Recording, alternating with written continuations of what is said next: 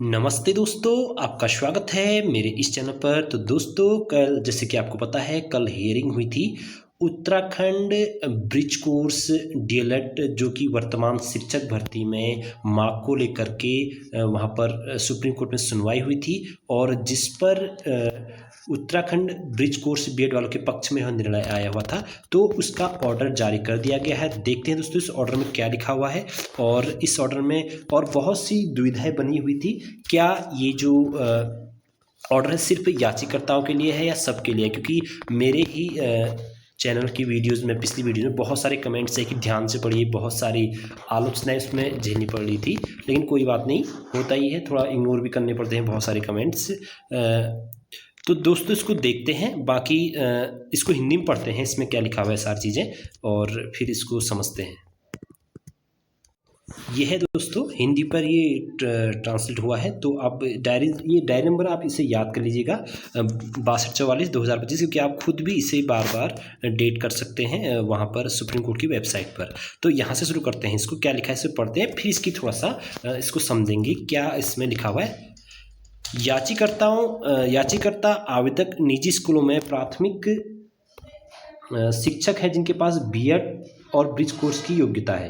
वे उत्तराखंड राज्य के विभिन्न जिलों में प्राथमिक शिक्षा विभाग के तहत सहायक शिक्षक प्राथमिक के पदों के लिए 7/11/2025 को जारी अधिसूचना विज्ञापन के अनुसार में चयन के लिए दावा कर रहे हैं। यानी कि जो विज्ञापन जारी हुआ है उसको उसमें शामिल होने के लिए यहाँ पर उनके द्वारा याचिकाकर्ताओं द्वारा दावा किया गया। हालांकि याचिकाकर्ता आवेदकों को यह आशंका है कि उनके आवेदनों पर इस न्यायालय द्वारा देवेश शर्मा बनाम भारत संघ के मामले में पारित आदेश के आलोक में विचार नहीं किया जा सकता। याचिकाकर्ता आवेदकों की ओर से उपस्थित श्री के परमेश्वर विद्वान वरिष्ठ अधिवक्ता के अनुसार जिस श्रेणी से याचिकाकर्ता आवेदक संबंधित हैं, यानी बीएड के साथ साथ ब्रिज कोर्स योग्य है, उन्हें न्यायालय द्वारा पारित किसी पिछले निर्णय के आदेश में पात्र नहीं ठहराया गया है। तदनुसार वर्तमान आवेदक याचिकाकर्ता, ये शब्द ध्यान रखना दोस्तों, वर्तमान आवेदन याचिकाकर्ता व आवेदकों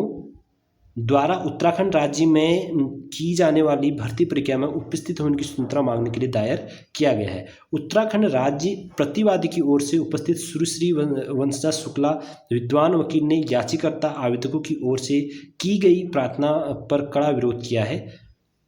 बार में दिए गए प्रस्तुतिकरण पर विचार करने के बाद इक्विटी न्याय संगत को संतुलित करने के लिए, जबकि याचिकाकर्ता आवेदकों, देखो दो शब्द आ रहे हैं, इसको फिर से, याचिकाकर्ता आवेदकों की योग्यता अभी भी विचाराधीन है और यह सुनिश्चित करने के लिए वे चयन प्रक्रिया में भाग लेने के अवसर से वंचित ना हो, हम याचिकाकर्ताओं को भर्ती प्रक्रिया में उपस्थित होने की अंतिम अनुमति देते हैं।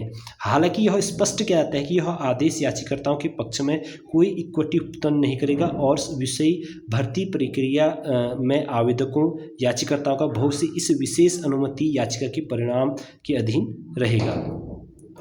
आइए संख्या ये है, निपटारा किया जाता है। तो दोस्तों क्लियर यहाँ पर ये है कि दो तीन चीज़ें, एक बात तो ये है कि जो बीएड को बाहर कर दिया गया था उससे संबंधित यहाँ पर कोई ये मैटर नहीं है, क्योंकि यहाँ पर ये कहा गया है कि जो बीएड प्लस ब्रिज कोर्स हैं उनको पहले कभी भी मतलब बाहर नहीं किया गया, मतलब ऐसा प्रकरण कभी भी नहीं आया, प्रकरण पहली बार है। तो जो कोर्ट है इसको सुनना चाहती है और वो फिलहाल जितने भी आवेदन जो, देखो दो शब्द हैं देखो यहाँ पर, आवेदन और याचिकाकर्ता और आवेदकों, यानी कि जितने भी याचिकाकर्ता है और जितने भी आवेदन होंगे उन सभी को इसके सब्जेक्ट टू आउटकम रखती है। यानी कि अगर निर्णय उनके पक्ष में आता है तो उन्हें शामिल करेगी, अगर नहीं आएगा तो भर्ती में शामिल नहीं करेगी। तो दो चीज़ें हैं कुल मिलाकर के।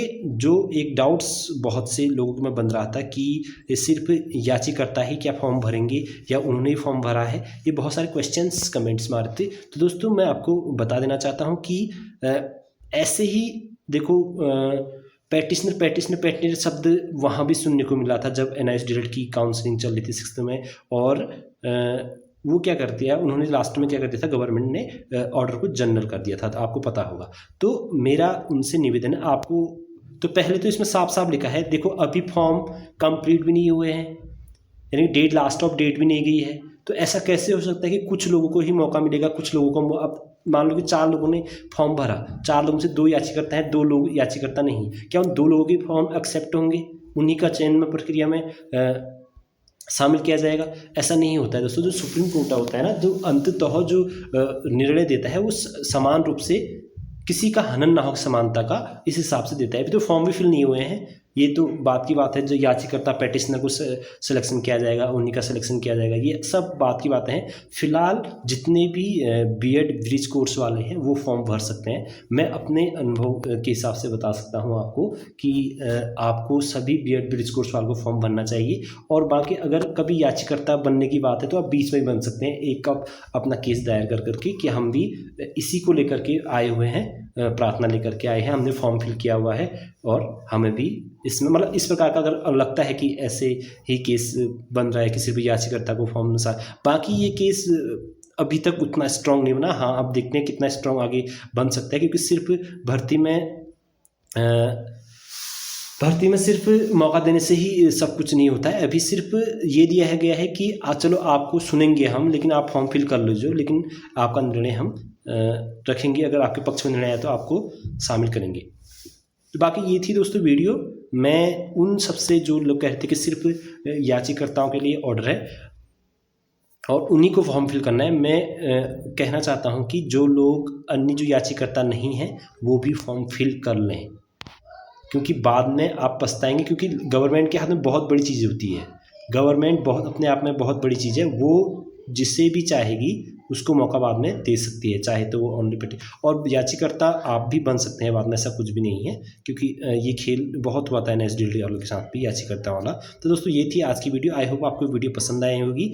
और फिर नहीं दोस्तों एक नेक्स्ट वीडियो में, फिलहाल आप फॉर्म भर दीजिए। मैंने इस पर प्रीवियस वाली वीडियो में बताया हुआ है, सारा कुछ बताया हुआ है कि फॉर्म कैसे भरना है, आपको किस प्रकार से आगे की सारी चीज़ें, विज्ञप्ति संख्या, फॉर्मेट्स फॉर्म के और पिन कोड, आगे का लिफाफा, सारी चीज़ें भेजिए। बाकी मैं डिस्क्रिप्शन में भी उसका लिंक दे दूंगा कि फॉर्म कैसे भरना है। तो ये सब कुछ है दोस्तों, आप भर लीजिएगा फिलहाल। और ज़्यादा ही आपको डाउट लग रहा है कि नहीं ये तो जो ऑर्डर है सिर्फ याचिकाकर्ता के लिए, कुछ नहीं, कम से कम 2 डिस्ट्रिक्ट से तब भी भर लेना, जहाँ से आपको लग सकता है कि हाँ 100-200 रुपये खर्च कर लेना, कम से कम 2-3 डिस्ट्रिक्ट से तब भी भर लेना। आपको क्लियर माइंड में है कि नहीं ये तो सिर्फ याचिकाकर्ताओं के लिए ही ये ऑर्डर आया हुआ है। तो दोस्तों फिर मिलते हैं एक नेक्स्ट वीडियो में नई अपडेट के साथ। अगर चैनल पहली बार आएंगे तो हर एक नई लेटेस्ट अपडेट के लिए प्लीज़ चैनल को लाइक, शेयर और सब्सक्राइब अवश्य कर देना। धन्यवाद।